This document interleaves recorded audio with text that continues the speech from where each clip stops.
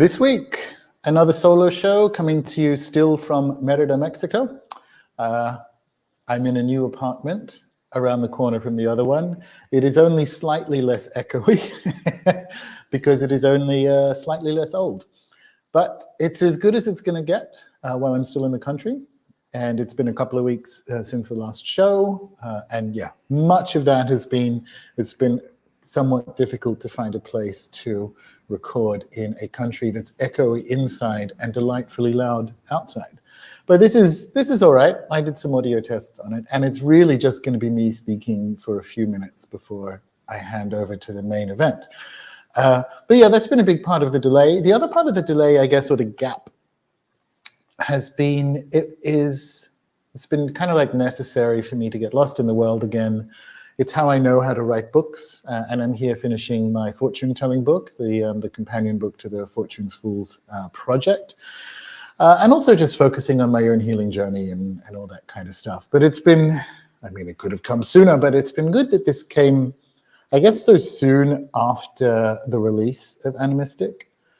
And I've actually been on a bunch of shows about it, but it's been something of a whirlwind. So if you're listening to this, they should all be, the bunch of shows I've been on should all be linked up below. And I'm linking them all up because from the very beginning, from my conversation with Greg at Higher Side Chats and then Joanna and moving forward, each conversation has been like substantially different and in a good way, because each conversation has kind of reflected the meeting of minds of like myself representing the book and the particular show, right? So with the Grimerica boys, we barely talk about the book. We get a good 15 minutes in, and it was really nice of Graham to say he thinks the book is going to be a game changer. That was one of the nicest things I think people have said about it, but they're all linked up below.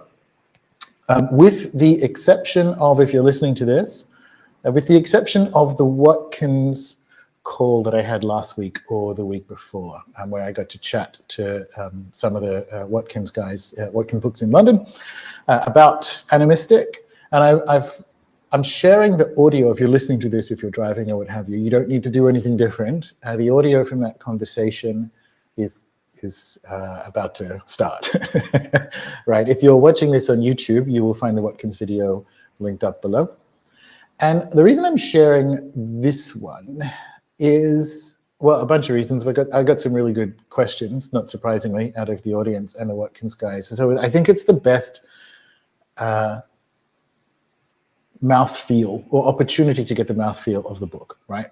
So that's the first thing. The second is, because it was recorded while I was in Mexico, it's allowed me to, and I tell these stories at the beginning of that call, to sort of live in the promise of what Ani.Mystic was aiming for, which is to provide that framework of frameworks that can allow for cross-cultural co-enrichment in a way that's non-extractive, right? And there's some really good examples of that here in the Yucatan, right? So Chichen Itza. And I tell one story about Chichen Itza, and there's a few others as well, which you can listen to in a couple of minutes. But Chichen Itza and what the place is or was is a really good example of how we, let me put it this way, it shines a light on how potentially extractive or destructive your capacity to co-enrich and co-learn between quote-unquote cultures actually is. Because we don't know, when I say we, thanks to not just the Spanish, to be honest, like that part of the Maya experience was over by the time of colonization. But the point is, when I say we, I basically mean Western academia doesn't really know much at all about the place. We don't know what it was called. It certainly isn't called Chichen Itza. And the names of the different like structures and courtyards and so on are all contemporary, right? So we don't know, we literally don't know anything about its function and purpose and so on, other than obvious stuff like, well, clearly this is a drain and so on, rather than, well, what was this? Was this building a temple? Was this building a marketplace? We know nothing, right? And so the sort of, and it's not that this is wrong, it's just that it's insufficient. The kind of like unthinking white materialist, call it like the Twitter take, would be, no, I will call it the Twitter take, would be, oh, well, we should just listen to what the locals say about it. And that's correct. The thing about that is, let me tell you what some of the locals say about it.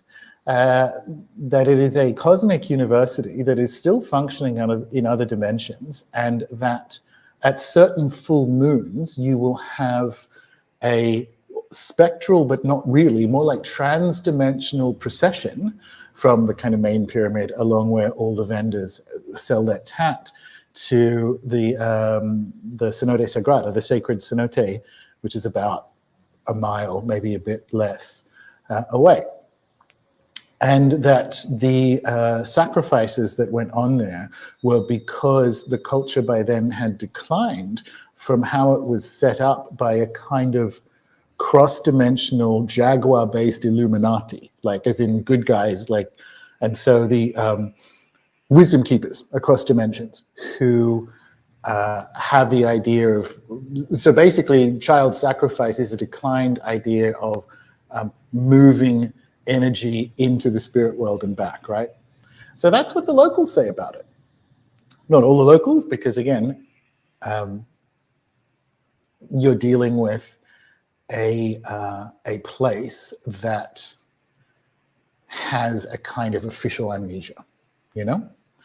And more of the kind of ritual magical survivals in El Mundo Maya are generally more in the Guatemala area, in the highlands, not so much in the lowlands.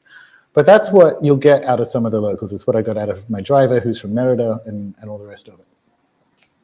The trouble with, okay, we should believe the locals, because I do, is that breaks the kind of Twitter take worldview, right? And even if you say it doesn't, what that means, you have to relativize them down into a kind of stupid naivete, right? To allow it to fit into that unthinking white materialist view. And that's literally the boil that Ani.Mystic seeks to lance, right? Which is, okay, absolutely on board with the we should listen to what the locals say. We just don't know how to listen. And Ani.Mystic is that my exploration, my co-exploration of finding that listening. And that's why there's a whole bunch of shows linked up from here, because if that's the case, a framework like that, when you encounter it, is going to be made up of its kind of like constituent voices. So the discussion with Joanna is different to the discussion with Graham, is different to the discussion with Greg. And I mean, that's typically the case of conversations in general. It would suck if they were all the same, of course. But it's made it, because the book is an exploration of frameworks, when someone asks what the book is about, it's slippery, because it's like, well, the book is about how books are about things, and how things that aren't books are also about stuff, and what we do about that. And it's like, what are you on? May I have some? Yes, you may.